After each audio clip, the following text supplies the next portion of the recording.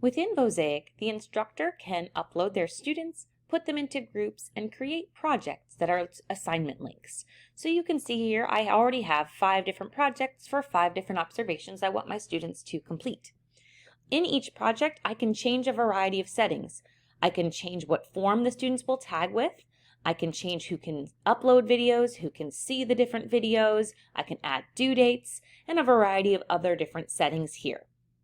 When I go back to my home page after I've made those projects, my projects show up here at the top, so I can scroll through and I can view any videos that have been submitted to me. Let's take a look quickly at the student end. This is an example of a student account. When the student goes in, they don't have as many options as a teacher. This student is set as a learner, so they can upload their videos and they can tag their videos, but they can't create projects, groups, or new users. When a student comes in, they can either just create a video and share as they'd like, or if your instructor has created a project, all of their projects that have been shared with them will show up here. So if I am this student, I've only been shared one project, so now I'm able to create a video inside that project. When I upload it, I need to name it. There are different ways that you can upload videos. If they already have a video on a device like their phone or their laptop, they can just drag and drop the file here. If they use the Vosaic app, they can actually record within the app, and once they get into stable internet connection, it will upload to the project. You also can utilize Vosaic if you are using your webcam, and you can record live that way. I'm going to just upload a video I have already here and just drag and drop and show you how simple that is. It does take a few minutes to upload depending on the speed of your internet connection, so I'll pause here. It's important the students don't close out of their laptop until the uploading is complete, or it will not have uploaded anything. Once it's switched from uploading to processing, the student can close out of this at any time and it will finish processing in the background. When the student is ready to do their first viewing of their video, they'll click Watch and mark up the video. Any form that the teacher has created or to use will show up on the side here. You can see here that we use the Danielson domains to make our form. We have, after a few trial and errors, we use domains 1, 2, and 4 just as a single row, a button on here, but we do break up domain 3, which has a lot of different teaching components in it, into separate rows. The reason you may want to do that is because each one of these buttons over here coincides with a row on the timeline. This is what makes Vosaic unique from other video annotation platforms. When you tag something in Vosaic, it creates moments that show up on a timeline instead of just a pause freeze frame for a comment. This means that I can go back and rewatch those moments. They have a duration from beginning to end, and I can see how they line up with one another. So I can see evidence of planning and preparation and when that's happening in relationship to some of these other items here. But if I was watching my video here and I'm the student watching myself teach, I can go through and I can tag when I see examples of things. If this is a great example of me engaging students, if I click this button, you'll see that it populates a moment here on the timeline. We have these set to automatically snag a few seconds before they click and a few seconds after they click, and then they can use these yellow arrows. I can pause here for a moment. They can use the yellow arrows to change the length of that moment so that I have the exact length of what I want to show my supervisor. This is the key shift in the students doing the tagging of the videos and moments that have duration. When it comes to the instructor, I'll show you what they do on their end, but the instructor doesn't do the tagging. It's up to the students to evidence proficiency in each of these different domains. Once they've tagged a moment, it'll switch over from the Form tab to the Moments tab for the student, and then they can go ahead and add a note. So this is where they can describe to their instructor what it is they're doing and why they think this was good, or just what they're thinking about that moment. And I can save that note.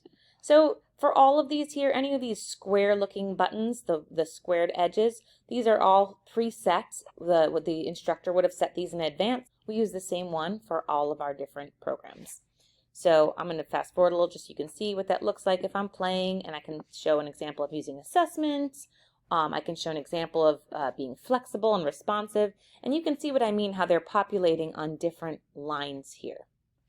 One of the other neat things that you can do in Vosaic, let's say I tagged this great moment where I'm engaging students, but I also thought my communication during this time, I really want to talk about a different subdomain of domain 3, not just 3C. I also want to talk about 3A for that moment. Well, what I can do in Vosaic, I can take the same moment I've already created and I can go into copy mode and I can drag it up to 3A also. And what it does is it just duplicates the exact same moment, but we can encourage students to reflect through different lenses. So that same moment might be thought of in different ways. Now let's go take a look at what the instructor sees. So let's say the student goes through, they've added their notes to everything. They feel like they have evidenced all that they can from this one observation.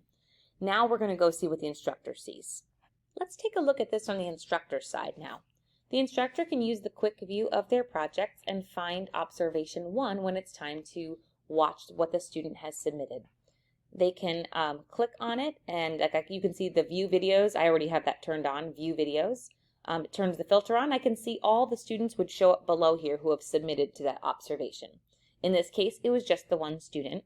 I can see when they submitted it and how long the video is. So I'm going to click watch and mark up from the instructor's perspective. When I'm taking a look here, it's not my turn to tag the videos. While the instructor could add some comments and watch it, we found that takes a lot of time, and we want to put the ownership back on the students. So instead, we are telling the students it's their job to tell their story, to evidence to us that they're proficient in these domains. So the instructor, instead of staying on the Form tab, they're going to go to the Moments tab here. And you'll see it says no marked moments, and that's because right now we're looking at their own tags. We want to go find the students' tags, and they're all going to show up here. I can see how many they've tagged under each of the different domains and subdomains. What we like about this, so let's say I want to focus on communicating with students. Let's see how the student evidenced that to me. When there's more than one moment tagged, I can either click and watch each one, or I can use this little play all button. I can click the play all button. Let me go back to this again. And what's going to happen on the timeline down here, it's only going to play what the students tagged. So it'll highlight the comment while that moment is playing, and I can read what the student's reflection was. We usually ask the students give us a solid paragraph in these reflection boxes, really give us a window into what they were thinking, what was strong about it, what needs improvement. So you'll see when this is done playing the first one over here, so it's going to automatically jump from that moment. It just jumps to the next one and it highlights what the student wrote. So it's really nice. It'll walk your way down and it'll save the instructor a lot of time where they can really focus on things. Now they can do a few things. They can comment back to the students. So they can agree with what they said. They can add some counter feedback and save that note. For the instructors who prefer to talk their feedback, they can actually record a quick video back to talk to the students. If they decide the student has not really given enough evidence of anything, you have a few options. You can send the student back to the video to go find that evidence and tell them that they need a higher quality reflection. Or if you really want to point something out to them, the instructor can still go back to that form and tag things themselves. You'll see there's two sets of timelines now down here. There's the student's timeline rows and the instructor's timeline rows. I can turn those on and off and just look at the teachers or just look at the students here. So it's a really nice way to see what has been tagged and for the student to be able to look back at what the instructor may have tagged back. The last thing I'd like to show here, there are a lot of little features in here and there's no way in a quick video that I can show them all.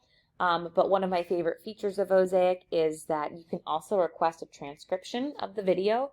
It works through Amazon Web Services, so you can choose the language for the transcription, and it will take a few minutes, just like it would like on a YouTube, to translate the video and provide a transcript. You can download that transcript, so if you're doing research and you want to be able to download that, you can do it here.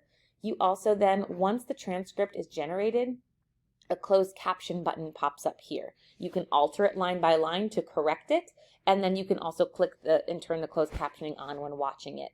So if you have a student who has accommodations, if they're recording their video lesson and you're working with your accommodation services, you can actually give them access in the group to these videos to request transcripts for those students, make corrections, and then before the student watches themselves teach, they'll have some closed captioning there. So it's a really nice way to make this a little bit more accessible.